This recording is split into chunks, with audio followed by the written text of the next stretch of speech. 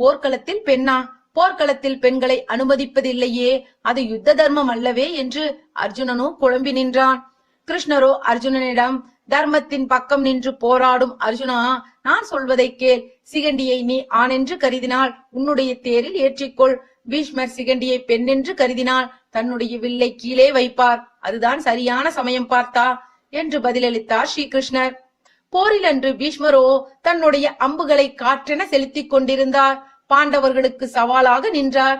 பாண்டவர்களின் வெற்றியை தடுக்க ஒரே மாபெரும் சக்தியாக இருந்தார். இந்த நிலையில்தான் அர்ஜுனனின் தேரோ அவருக்கு நேர் எதிராக சென்று நின்றது. கிருஷ்ணரின் முகத்தில் அமைதியான புன்னகை, பீஷ்மரை சொர்க்கத்திற்கு வரவேற்கும் ஆசீர்வாதம் பகவானின் கண்களில் தெரிந்தது.